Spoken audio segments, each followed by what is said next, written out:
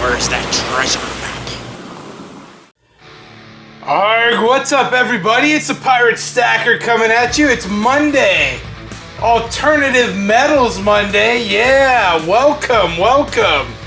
Today we are featuring brass. Yes, we're talking about brass. Which is awesome because I have these beautiful brass bars which I love. Shout out to my friend the Wolf 56. These are a production of his and I really can't get enough of them. I think they're incredible. And that's not all my brass. Let's get a shot in. I want to shout out my pal Grim Metals, who also deals in brass, among other things. Thank you for the super chat, my friend. Cheers to you, as always. I appreciate it. Bottoms up. Delicious. All right. Alternative Metals Monday. Today we're talking brass. And I had a lot to learn about brass because we don't really talk about it in the stacking community. You know, we talk about silver, we talk about gold.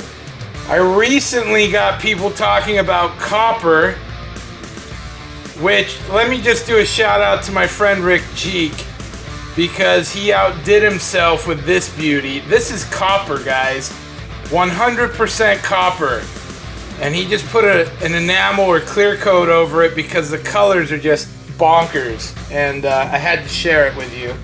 I mean, even this one, the colors on it, the toning, it's just beautiful. Anyway, enough about that. You know I love copper, but today we're talking brass. Yes, brass. Less known, I would say. So here's the deal with brass. You may not know this, but brass is mostly copper. So brass is a metal alloy, and it is typically 65+% copper, and the other percent is in zinc. Yes, zinc. You remember my zinc bar, right? So it's the mixture of copper and zinc, and voila, your brass baby is born. There it is. Look at that. I'm a parent. So that's cool, right? I didn't know that. And the weird thing is your brass will have, you know, some brass will be like 90% copper with 10% zinc, you know, or even higher. And sometimes they'll put other alloys in really small percentages. But I think the most popular brass any of us talk about is brass, right? That's the brass that I think of when I think of brass. But it has many uses. There's a lot of uses for brass. And what are those uses other than ammo? Well, brass came to be because copper was extremely malleable, extremely handleable. You can work it easily. It's a softer metal. And because of that, they wanted to strengthen it up, and the zinc that they added to it makes that more, I guess, strong? Makes it more strong? Or am I backwards here? If I'm backwards, tell me I'm backwards. But basically, zinc and the copper equals a metal that is workable but very, very strong. That's what's important. Zinc and copper make a great team. It can be formed. Once it's brass, it can be formed and it holds its shape very well and very strong-wise.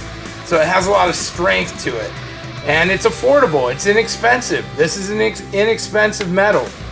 Why do I like brass? Well, I like brass because you can currently buy it for considerably less than copper, and it just looks awesome. I mean, look at that. It looks like gold. It really does. It looks like a gold bar would look. It's heavy. It's got the heft. And so they use brass in all kinds of stuff. They found that the zinc and the copper together, it's very workable, yet it's very, very strong. So they initially started using that for fine art sort of stuff, machined parts, you know, surveying instruments, musical instruments, you know, your trumpets, your tuba, your baritone, your trombone, those are all brass. And it's because they can work with that, make a shape, it has a really nice tone to it. It's just a really versatile metal. And so brass, you know, they also make a lot of machine parts from it. You know, your inner workings of clocks and things of that nature. They find that this can be a very finely produced machine worked piece, yet it has a very good strength to it. And so brass becomes a very versatile metal. And then we also have to remember, you've got the antimicrobial properties of copper in that brass, which makes it great for things like doorknobs, for you know, your sinks, your sink faucets, things of that nature.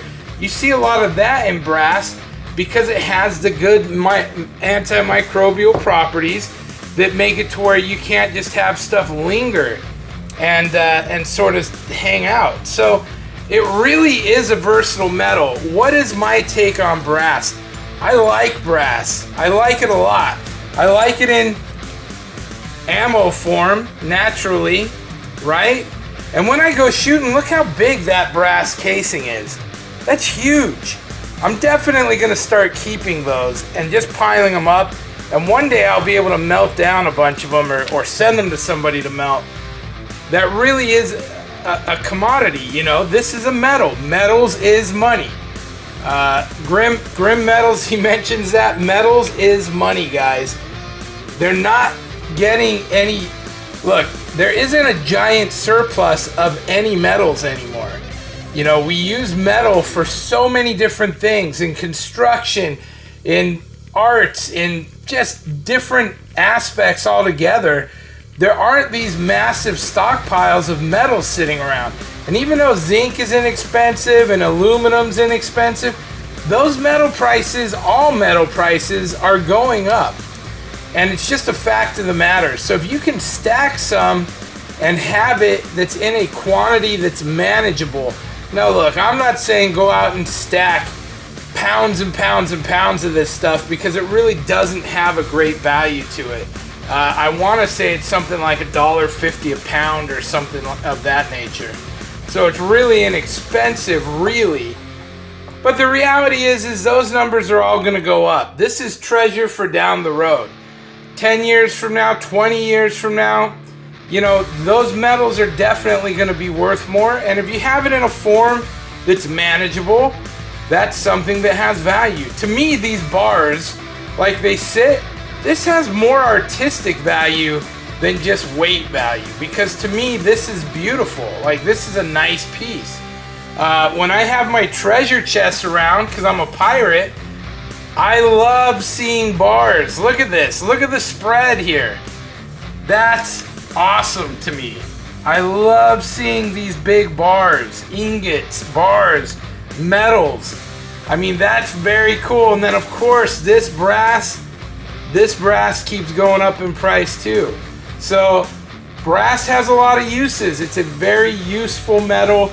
And again, if you didn't know it, it is a mixture of copper and zinc, usually 55 to 65% copper, and then the rest zinc. And they do it, you know, it could be 80-20, it could be 90-10. That would still be brass. There are different levels of brass, but it's still brass. So that's brass. I like it. I'm a fan. If you like it too, get you some bars. Like, there's nothing wrong with it. It's inexpensive. And to me, being able to stack some bars, have some treasure on the counter, totally worth it. It's money well spent. That's it for me today, guys. Alternative Metal Mondays. This was brass. I hope you learned something you didn't know about it.